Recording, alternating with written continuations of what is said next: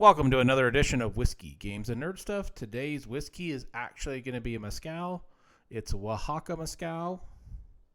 And today's Nerd Stuff, I'm going to briefly go over a game that we call Rat-Dung. But first, I'm going to go ahead and pause this, and we'll pour us a drink. All right, I went ahead and poured the mezcal, and for those that wanted to know, see what the back of the bottle looked like, there it is. There's the front. I have not had this particular brand before, but I really like the bottle design, and I'm always on the lookout for a great mezcal. I love mezcal. In fact, after this video, I'm going to be doing some Bloody Marys, and when I do my Bloody Marys, I use mezcal and not vodka. Let's go ahead and take a smell. Oh, I love how that smells. Look at how clear that is.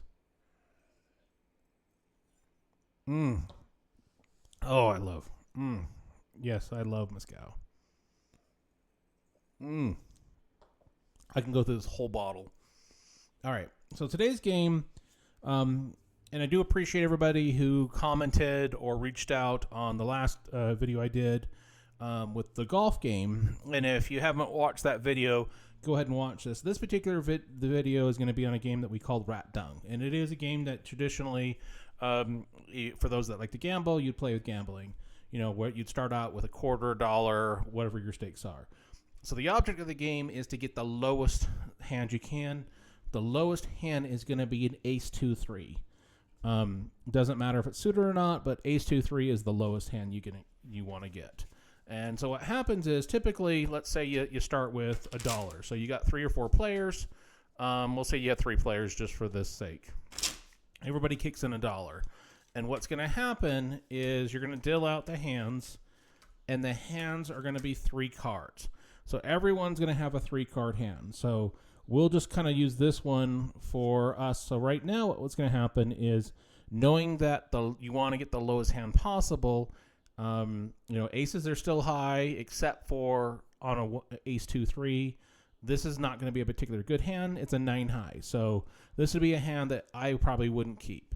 This might be a hand they would keep because their high card is an 8, and there's no pairs and there's no flushes. This hand, the player most likely wouldn't keep. So what would happen is everybody would look at their hand really quickly, and then you hold it out like that. So I would hold my hand like this. The other player would hold their hand like this, and then the third would hold their hand like this. What would happen is you do a count. So you'd go 1, 2, 3, drop. And then whoever stays in would stay in the hand. So let's pretend like in this particular case, this person dropped. And then we said 1, 2, 3, drop. These 2 hands stayed in. So if these 2 hands stay in, you flip over the cards. And whoever has the worst hand kicks in what that original ante is. So if you started with 3 players, each kicking $1, you'd have $3 in there. This then in turn, this person would kick in $1, and then you would re-deal. Now, if only one person were to stay in, so let's say we did the 1, 2, 3 drop, and these 2 hands dropped because they were crap cards, this player may have stayed in. If this player stays in by holding their hand out, they'll flip over their cards, and then they have to beat the rat pile or the dung pile, depends on what you want to call it. And by doing that, this hand has to beat the next 3 cards. So you'd go 1, 2, 3. And in this case, the ace again is a 1. So you would want, this would be an ace 5, 8 hand. So that would be a good hand. This would beat this. If this hand beats the rat dung pile or the rat pile or the dung pile or whatever you want to call it, then you win what's in the pot. So what we'll do is we're going to go ahead and do a practice run, and we'll do our imaginary 3 players again.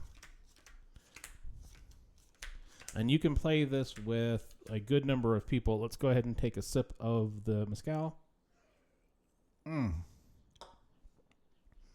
So I'm going to look at this, and this is not a hand you want to keep. Pairs are bad. So I know this, if I was playing, this would be a drop hand. The player playing this hand, 9 high, it's kind of iffy. this hand, this player is not going to want to keep because you would have a king high. So typically what would have happened on this particular hand is everybody would have kicked in that original dollar. We would have held our card, said 1, 2, 3, drop. Everybody would have dropped, so nobody would win that hand. If nobody wins this hand, everybody is going to kick in another ante. So if you each started out with that dollar, now you'd have $6 in the hand. So then you're going to redeal your hand.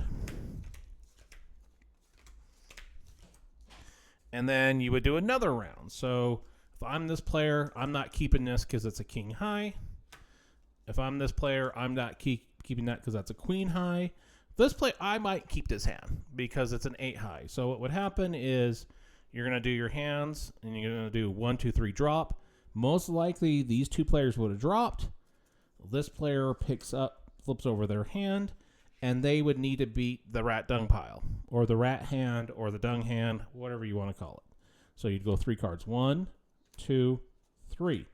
So this hand would have won because it would have been an 8 high. So they would have won that $6. Now this game can kind of get pricey after a while because what can happen is you can get several hands in a row where nobody's going to get it. So we're going to do one more run through. And then we're going to kind of pretend. I'm not going to look at any of these. So we're going to say 1, 2, 3, drop. I would have dropped this. We'll say that these two players would have stayed in the hand, flipped over their cards. This player would not have stayed in the hand because they had a pair of 7s. This player would have won. So this player would have to kick in that ante. So we would have had the 3. Now you have 4. And then everybody kicks in another $1. And there's different variants and different ways to play this. This is just kind of the way that we've always played it. So again, 1, 2, 3, drop. I would have dropped that.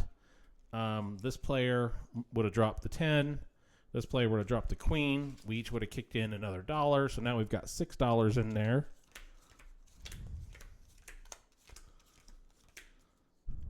So then we're going to go 1, 2, 3, drop. I would have definitely dropped that because a pair of aces is bad. This player would have dropped it because they had a queen high. This player would have dropped because they had a king high. So now we're kicking in another $1. So now we're up to, what is that, $9 because this is the 3rd round. So now you got $9 in the pot. Okay. I would think about keeping this hand for the $9 in the pot.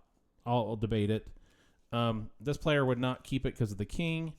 This player may keep it for the 10. So this is one of those things where it depends on what you want to gamble. Normally, you would not want to keep a 9 hand. So what would happen is we'd say 1, 2, 3, drop. These two would drop. If I was feeling froggy, I would say I would see if I can win with the 9. Because if one of these players were to keep, they would kick in the money, not me. So then what would happen is we would try to play the rat hand. And the queen high would have won. So I would have won that $9 pot. Now, there's a couple different things that you can do.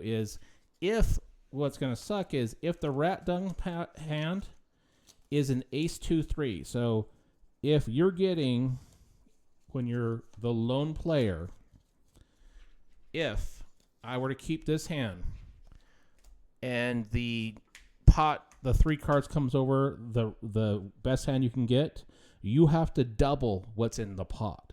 So if there was $5 in the pot, you're putting 10. If there was 10, you're putting 20. So it gets kind of crazy.